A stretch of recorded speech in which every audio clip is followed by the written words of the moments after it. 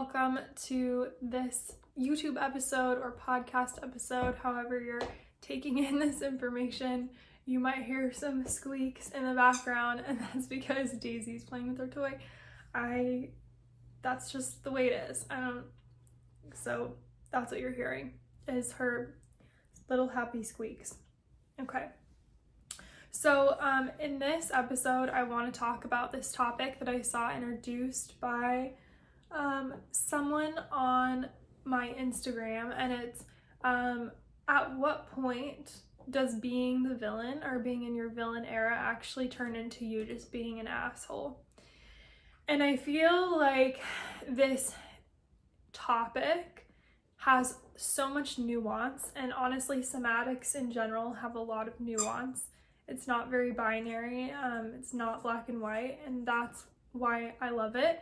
And that's why longer form content on these subjects I think is really important, because we're able to explore the nuance together, and it's not just like a 10-second video on Instagram or TikTok. So, yes. So I'm gonna read this comment. It was actually on this post I made that talked about entering your villain era. And someone commented this, and I am so glad she commented this, because it led into a whole nother post that I made, and then here we are today. So it says, I can completely honor this. However, I lost a very dear friend to this kind of thinking. Like, she went way overboard, to the point where she was showing narcissistic behaviors, and ultimately our friendship ended by her telling me I couldn't understand the level of consciousness she was speaking to me from, that I was trying to dominate her reality, and that I had been toxic to her. Mind you, I'm aware there are two sides to a story. I was always a steady, strong friend to her. The confusion for me was pretty unreal. I feel like she entered her villain era, but that came with a lot of really entitled choices on her end that made me feel so unworthy and unloved. Oh my gosh. I really feel that. I feel that deeply. I had a very similar experience that I'm going to share here in a moment. But reading that comment the first time really hit me. And just even now reading that again, I'm like, I feel it. And notice how it lands in your body as well. Throughout the episode, notice how what I say lands, or how it feels in your body. Does it cause activation? Does something land really well? Do you feel seen? Do you feel an unclenching? Does your stomach clench up? So just notice, how did that land for you? For me, it caused a little bit of tension, but I also feel a sense of relief in that, because I had, like I said, a similar experience, and knowing that it wasn't isolated to just myself feels expansive. I feel like we could get into that comment a lot, but we're gonna keep it to what I planned, because rereading that, I'm like, whoa, man, you could really go and get in there. And yeah, but I made some notes. So, okay. My response to this when I saw this was, God, I'm so fucking sorry. That is devastating. That's absolutely devastating. And I then introduced this idea about this overswing that happens. When we have been people-pleasing for a long time, there's something that happens. It's this natural overswing. I'm gonna put a chart right here. There's this graph called polyvagal theory. I've been spending a lot of time in dorsal vagal. So that's this free state, this shutdown, which is essentially what happens when we are fawning or people-pleasing. Fawning is a trauma response that really looks like people-pleasing. It really is people-pleasing. When we have been spending a lot of time in that state, when we come out of it, we swing pretty hard through this rage state. And I'm not going to go too deep into that, but it's something that's biological. They've even observed mice before that have been bat around by cats for minutes or hours at a time, and they weren't dead, they were alive, but they were in a I'm just thinking, I don't know if this is if this is actually an English word, like stupefy, like the Harry Potter spell that makes you freeze. They were in a stupor, there it is, and they were frozen, and they were in this dorsal vagal shutdown freeze state. It's called tonic immobility, where the body thinks that you may experience death. So there's a lot of numbness, there's a lot of disconnection. You might even have an out-of-body experience. But then when you come back and you start to regulate back and things start to come back online, you move through fight or flight, which is a sympathetic state, which is explosive and strong and high energy. And they've actually even observed these mice getting bat around by these cats, coming out of a freeze state and fighting the cats, where they'll charge the cat and then they'll run away, and the cat is kind of shocked because they don't expect a mouse to attack it. I love that story. So that's what happens when we are in a prolonged freeze state, and that's why if you have experienced being in a prolonged freeze state and then coming out of it and being like, I'm fucking pissed, I'm really mad, that's could be what it is. It could be this extreme rage state where there's also a sense of dissociation with that as well. So that's what I think probably happened to this woman's friend. She probably spent a lot of her life people pleasing, and then when she came out of it, there's a lot of rage that you experience, and many of us, especially if you have spent a lot of time people pleasing, you literally don't know what to do with that kind of energy, and we probably don't have the skills to communicate or articulate our feelings in a way that is actually helpful, because we just don't have that vocabulary. We've not ever practiced it. Like, it's a practice. And if I've spent my whole life saying, no, I'm good, and then I'm like, wait, I'm not okay, how do I say this? We might not do it in the most graceful way, and I've experienced that myself many times. Okay, that's why we're here, because I'm telling you what to not do. So basically what happens is that we go from having porous boundaries. I'm going to show another chart here in the YouTube. We go from having porous boundaries, which is what we experience in fawning, porous boundaries or lack of boundaries. And instead of having healthy boundaries, which is kind of the space where, actually, I don't even like the word healthy because that insinuates that the other two are unhealthy. Let's just say balanced boundaries. Instead of having balanced boundaries, we move into this state where we're having rigid boundaries, and sometimes rigid boundaries are necessary, okay? But with the people that we love and we've probably had really wonderful relationships with, rigid boundaries can be relationship ending and very hurtful. And this woman actually says at the end, I felt very unworthy and unloved, and that's what it can... They're not great to receive. Like I said, if you want to continue your relationship with this person. So, and they can be hurtful as well. And also dehumanizing. And I would say here that I think this is where we start to enter asshole territory, because being a villain, from my perspective, is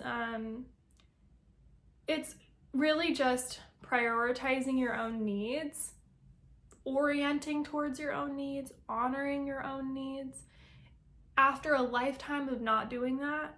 And that can feel very villainous for recovering people pleasers. Voicing your needs, having boundaries, saying no, basically coming back to equilibrium, it feels very villainous for us recovering people pleasers. Asshole territory is when you start to dehumanize people, especially friends and family that you have issues with, when you start to fully dehumanize them. And then also, I think this is what this woman felt, was dehumanized. And then also when there's narcissistic behavior, and she also mentioned this as well, narcissistic behaviors. And narcissistic behaviors happens, this just looks like basically saying that my needs are more important than yours, but to the point where I'm actually going to push my reality onto you. If I am in relationship with someone and they have certain needs that just don't work for me, like if they say I need XYZ and I'm like, well, I can't give you that, then maybe we decide we're not compatible, or I take space or something like that, where it's like, I honor that you need that and I can't give you that. A narcissistic dynamic happens when I try to wrangle that person into fulfilling my needs, or into overriding their needs, or expecting someone else to change for me. That's what it is. And there's a great podcast that goes super deep into this, like really in depth, and it's Holistic Life Navigation.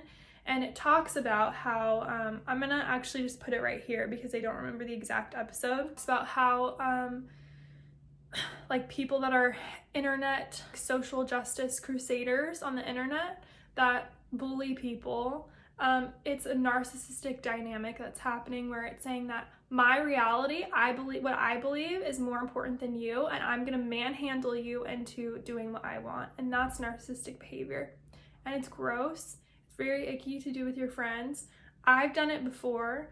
I've been on the receiving end of it, and it's gross. And it creates a really icky power dynamic that usually is just the perpetuation of trauma that I've experienced. So if I have experienced, and not even with the same person, so especially with internet stuff, it's like, I don't even know this person and I'm ragging on them, like that doesn't make sense.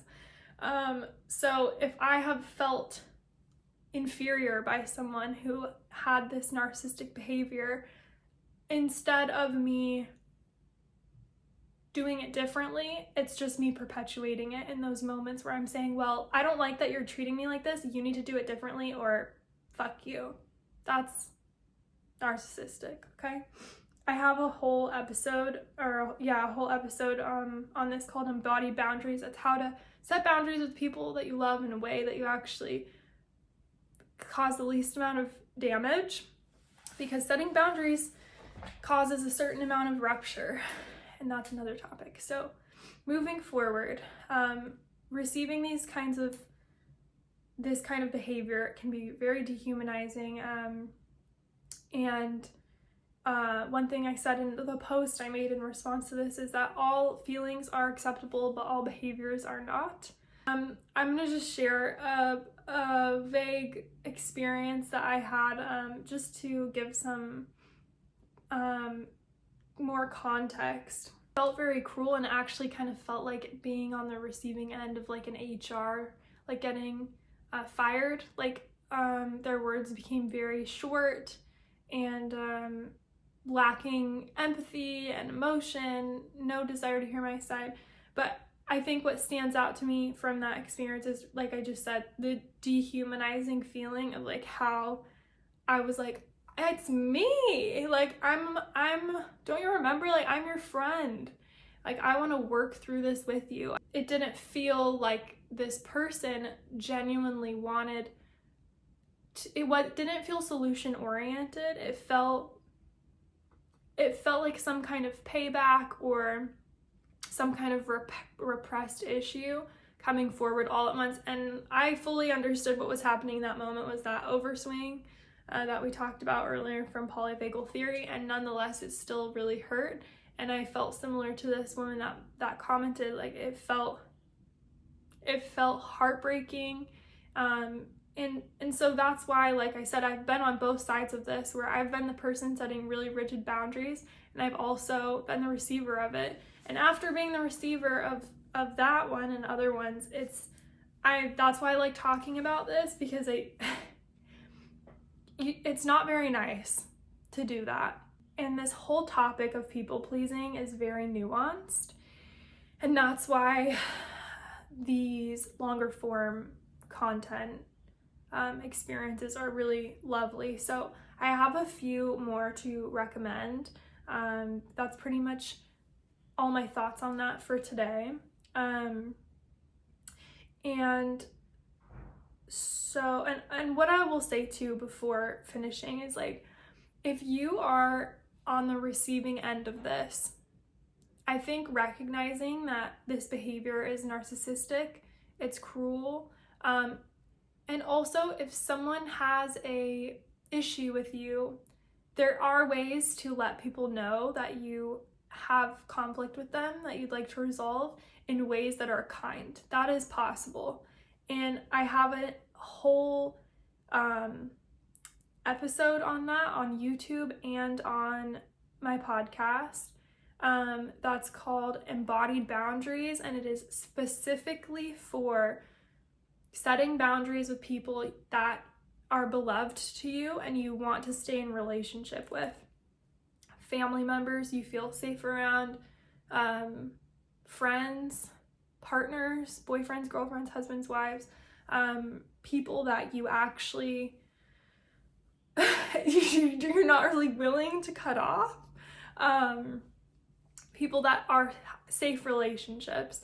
There are ways to do it in a kind way, and yeah, and so know that if you're on the receiving end of this, and then also if you feel like you are on the other side where you're the friend that's really angry and you are having so much rage towards a friend or a family member or a person, I'm not making this to say that I think in certain cases cutting people off is really the healthiest thing you can do, especially if you've listened to my episodes with Dr. Justine Weber. Sometimes that's the best option, and I honor that so much. But if you are on the side where you're feeling a lot of rage, know that there are ways that you can metabolize your anger on your side of the fence. So you can do clear conflict resolution with those that are beloved to you, that you can have clarity around any rigid boundaries that you feel you need to make, and that you are taking care of that super fucking intense charge of anger on your side. There's practices to do that. There's philosophy, but most importantly are the practices and understanding what's happening in your body. I have a episode on that. It's actually like a workshop called Divine Rage. That's always my most popular one because all us recovering people pleasers, we experience that. And I experienced that and I didn't know what was happening. I just knew I was fucking pissed at everyone. When I was road raging, I was mad at little things. And it wasn't that I was actually mad at these little things. It was like years of repressed anger coming up. And it makes it really hard to tell, like, am I actually mad at you, or am I mad about like 15 years of repressed things that I said, oh yeah, I'm fine. So Divine Rage is my one-on-one workshop on how to metabolize that, how to understand it, and how to support your body in this intense charge, because anger and rage are intense, and they're very intense, and so just check that out. Finally is my course VENOM. That's my signature on-demand course. It's all about it's kind of like a one-on-one comprehensive course of like how to move from recovering people-pleasing into your quote villain era, and has lots of somatic practices. There's different modules that explore different topics. There's a lot of practical resources. There's like journal prompts. It's a really comprehensive course. That is all for that topic. Thank you for watching. If you are watching this, or listening to this podcast, we still have some spots left open for our Journey to Paradise retreat. So this is kind of going a different direction because we're just talking about anger and rage and being the asshole versus being the villain. But this retreat is really focused on pleasure and resourcing, which is actually really ties in because when you are setting boundaries after a lifetime of people pleasing, it can be stressful. It's a certain amount of stress on the nervous system, and what is better than pleasure? I worded that weird. There's nothing better than pleasure to resource your nervous system. And so our retreat is going to be all about pleasure. It's me and Tatiana Nasello, who is my dear friend. She's a yoga teacher and a women's embodiment practitioner. This retreat will be from June 19th to June 23rd this year in 2024 in Three Rivers, California. And yeah, it's gonna be amazing. It's a glamping ground, so there's glass cabins, or like literally cabins made out of mirrored glass, so you can see out but no one can see in. And then glamping tents, like luxury glamping tents. It's gonna be absolutely incredible. This place is amazing. I have had so many restorative experiences here. Like truly, I went there after I was getting like fully just attacked by the internet, and I was having panic attacks, and a few days there and I just felt my nervous system completely reset, and I didn't have panic attacks after that anymore. And yeah, it's just a beautiful space. So right now, as I'm filming this, we have 1 tent open and 3 cabins open, so we're a little over half booked, and we fully expect to book out. So if you're interested, check out the link below. We also have great payment plans on that. And if you have any questions, you can send me an email at support@somatics.com. Don't be an asshole. Enjoy your villain era. Slay queen.